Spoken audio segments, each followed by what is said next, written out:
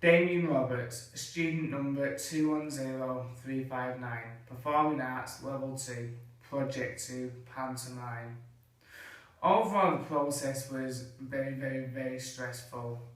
I was asked to audition as a mouse before I was given the part as a mouse. I was partnered up with Adam Anderton, Georgia Pollitt, Savannah Salisbury, Isha Hafiz, Chloe Crawford and Nathan Chadwick originally. Majority of us were cast as the mice for the actual show, but Savannah Salisbury was replaced with Rebecca Rowe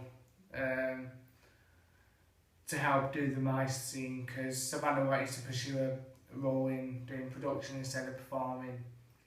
So Rebecca come and joined our group of mice. The mice basically did a multitude of different dance types, like we did Vogue by Madonna, we did All That Jazz from the musical Chicago, and we did, I can't remember what the other one was, there was another scene, I can't remember what it was, my apologies. It was very stressful though, because we lost 2 people during the process of the pantomime, and eventually I left myself because the stress was getting too much for me. First of all, we lost Georgia at the very start when we were starting to produce our scenes to go on the production. Secondly, we lost Nathan on the morning of the second day due to creative differences between many people in the group. And then on the third day's morning, a lot of the people who were in my group were not listening. I was trying to act as director to get the job done as quick as we could. Then we could have a bit of a break and Charlotte probably had to go and perform. But a lot of people just weren't listening to me and wanting to do their own things, like makeup. It was taking 2 hours to do makeup, and it was getting very, very frustrating to me. And I was stood there, I was trying to work the best I could with Adam, but there wasn't a lot we could do because it was all group stuff. There was no scene where it was just me and Adam, it was all group stuff where we did it all together. And it was very, very stressful for me.